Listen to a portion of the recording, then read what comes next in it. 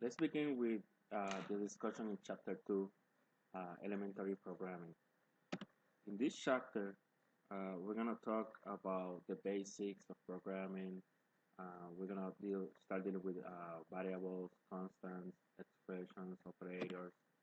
So there's a lot that's going to be covered in this chapter. So I'm going to break this down by sections or by different videos. Okay, so first we're gonna discuss how I approach a simple program. Then we're gonna deal with variable constants, etc., expressions, and then we're gonna start dealing with some math operations, how to do powers, remainders, how to print time. That way we can go with a simple operation to get the exact time using the computer system. Also, then we're going to talk about equal symbols, incremental, decremental, and other type of operations. Okay, so when I look at a program, and then when I'm going to start one, I start thinking about three things. I think about the input. So I'm just going to put here a section called this input. Also, I talk then how I'm going to process that information. And then we have the output. So how you get information into your program, that's the first question that I always want to answer. And we're going to see that we're going to use different procedures. We're going to use arrays. We have multiple values that are the same type. Um, Also, you can like hard code the data. Okay. In my example, I'm going to start doing this. Or you can get user input, so you can actually ask the user, or you can read from a file,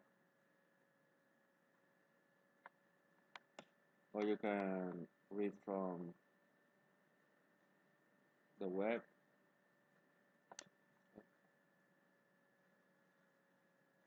And then you will process, right? So here you will do your computations, your math, okay, sorting, if you need to sort any kind of algorithm. Okay? For some, this will be the hard part. And then you're gonna process the output, or you're gonna display. So are you gonna print this on the screen or a printer? Which in this class we will not do that. Do this. Or you're gonna print to a file or to a web file. Okay. So depending how you're gonna do that, you're gonna then use different methods. So when I work a problem, I like to solve the problem by parts.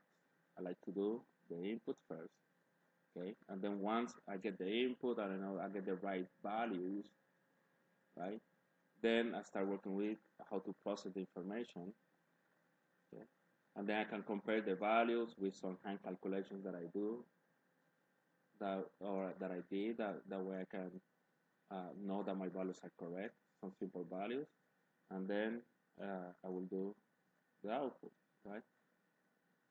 So sometimes to check my values, I will do some hand calculations,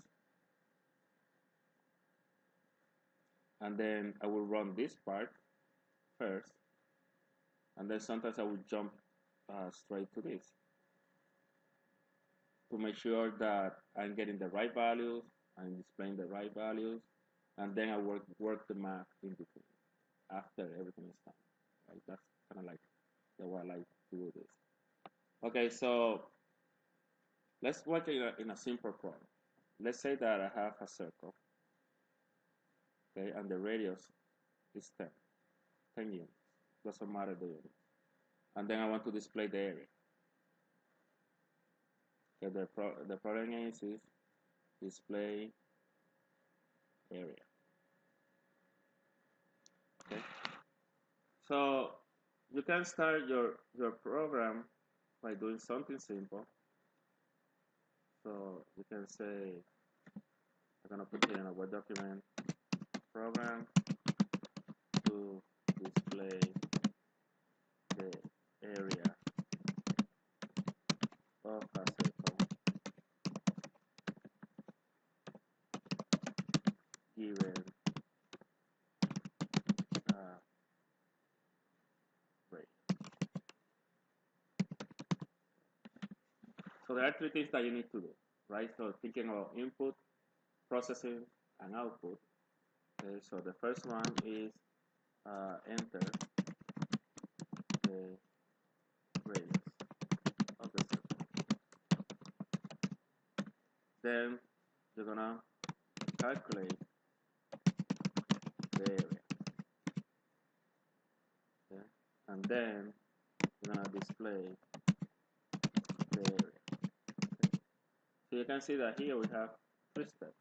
And when you're doing your program and you want to turn in that optional document, this is kind of like the document that you might turn in. Right? So why this is important? Because it helps you process the information, how you're going to solve this. Helps you understand the problem. Okay, so to begin, I highly recommend to do something like this.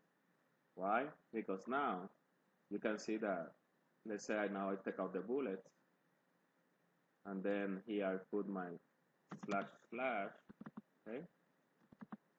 Now when I go into Eclipse,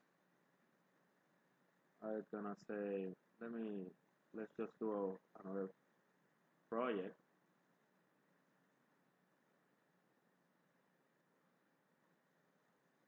Well, I just did a class. No, I'll do a project, one for chapter 2.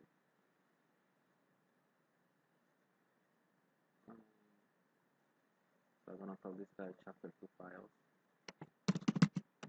chapter 2 sample files. And this is similar to listening 2.1 in your textbook.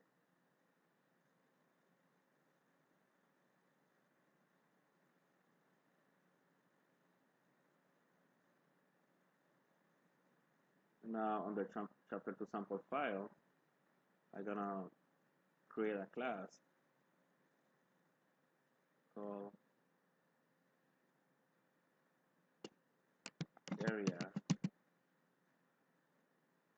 of circle. Notice that I'm following the notation. I need my main method in there.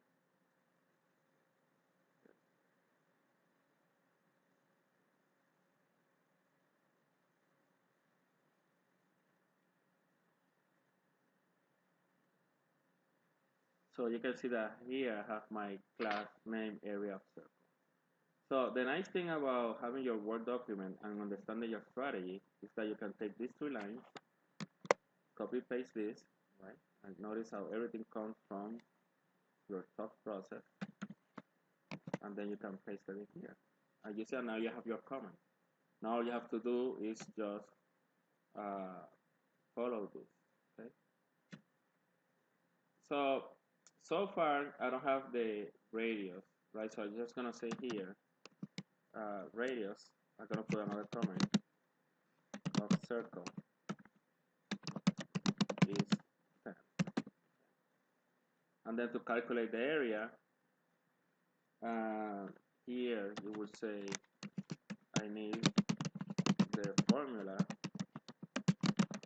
for the area. Right? These are things that you need to do. Okay. And then the only thing that we know so far is how to display the area. Right? So to display the area, you're gonna say the area of a circle of radius 10 is, and then here you're gonna put your formula 3.1415. You can go crazy and say 927, but you don't know all of them. And then you're gonna see here times 10 times 10, and then we're gonna finish with a semicolon.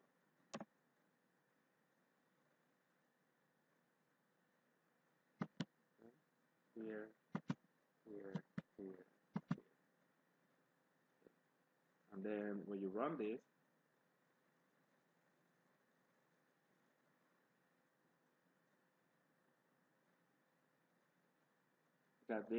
you got your area. Now there are some inconveniences here because now when I want to change uh, my radius, let's say that now it's 20, I have to come here and type 20. I have to type here, change the 10 to a 20, and then do the same here and here.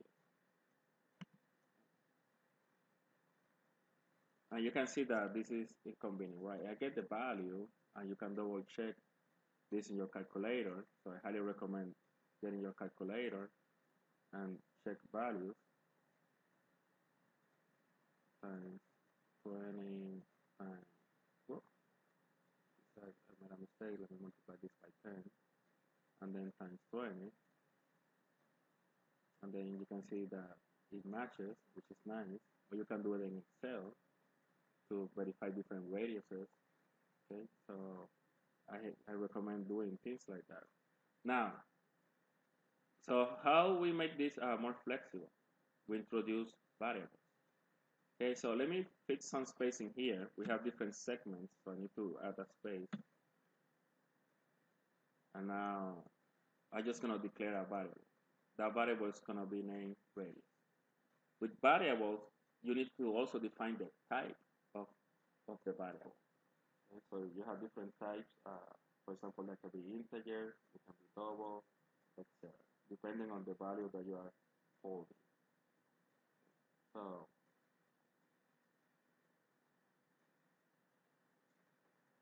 So here I'm gonna define a radius. I'm gonna say this is this variable is radius, and then I'm gonna say that this is equal to 20, and then I'm gonna end this with a semicolon. So here now I can, instead of using my 20, I can put here radius and also radius. So now it's holding my value. You can see I will run it again. I get the same value, so nothing changed. So this is nice because now I can change from here from 20 to 10, and there I will get the right value. Well, there is something wrong here, right? I guess you have noticed that my 20 doesn't change. And that will make sense because my 20 is inside my quotation marks. So technically here, I will need to break this string and introduce this variable in this string. That will be the best thing to do. So let's see how I can do that. I'm just going to end here with a quotation mark, put my plus symbol. Now instead of a 20, I'm just going to put my variable, radius. Okay. And then quotation, my plus symbol, and then I will add a quotation mark. And so now this, instead of having a hard code value here, it will change. So let's try. Okay, nice. Okay, so let's go again with the 20. Perfect. That's kind of like what I want. Now let's work with some flexibility. Let's say that if the program gets more complicated, I need to use the area in other places, okay, that formula. Also, as a reader, let's say that I come 2 years later, I know this is a simple formula, but with more complicated formulas, then it's very hard to read what's going on in here. So it will be more convenient to actually create a variable. Okay, so for the formula. Okay, so now here what I have, I need the formula for the area. What I'll do is just I'm gonna create a variable called double of the double type area, and then I'm gonna say that that's equal to this guy. I'm just gonna get rid of this.